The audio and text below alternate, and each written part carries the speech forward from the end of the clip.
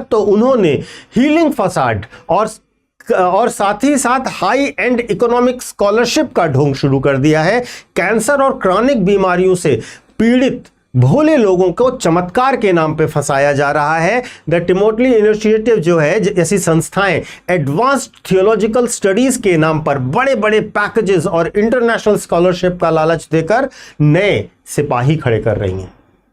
अब बात करते हैं इस पूरे कन्वर्जन नेटवर्क के सबसे डेंजरस और सबसे कनिंग चेहरे की, जिसे सुरक्षा विशेषज्ञ कहते हैं द सिपाही सिस्टम, यानी कि क्रिप्टो कन्वर्जन।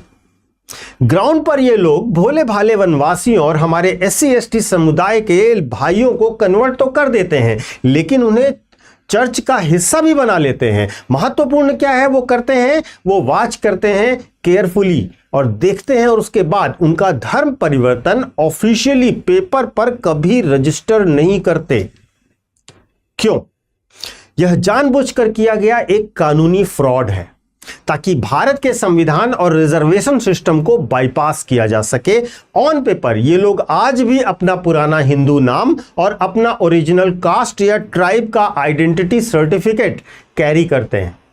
उसके बाद as a result there is a double dip fraud.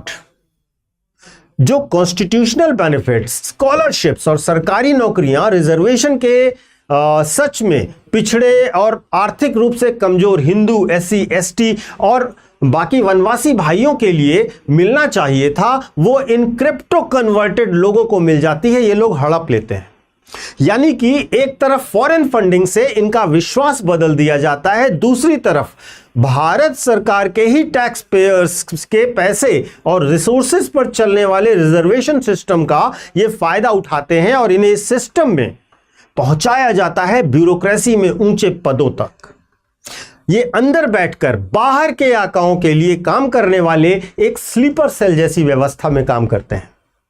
अब सवाल यह उठता है कि यह सब इतने सालों से चला कैसे? यह एक प्रश्न आपके मन में भी आ रहा होगा, और आपका क्या परसेप्शन आप जवाब देकर भी बता सकते हैं, लेकिन मैं आपको यहां पर एक बड़ा इंपॉर्टेंट विश्लेषण बताने जा रहा हूं। पहले की सरकारों में क्या हुआ कि उन्होंने एडमिनिस्ट्रेटिव फ्रेमवर्क को इस तरह से डिजाइन किया था कि चैरिटी के नाम पर चल रहे असली एजेंडे को कभी स्क्रूटनाइज ही ना किया जाए। 1976 में ही FCRA foreign contribution regulation act बन गया, लेकिन दशकों तक उसे इतना ढीला रखा गया कि कोई रियल अकाउंटेबिलिटी थी ही नहीं।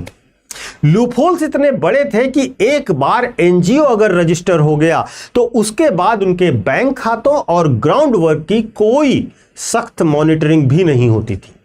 2009 तक भारत में 33 लाख से ज्यादा NGO रजिस्टर हो चुके थे, यानी कि लगभग आप मान के चलिए प्रति 400 भारतीयों पर एक NGO काम कर रहा था। अब साथियों, इस नेशनल सिक्योरिटी थ्रेट को देखते हुए वर्तमान सरकार ने नियमों को पूरी तरह से बदल दिया और कल ही गृह मंत्री ने लॉन्च किया है FCRA 2.0 पोर्टल।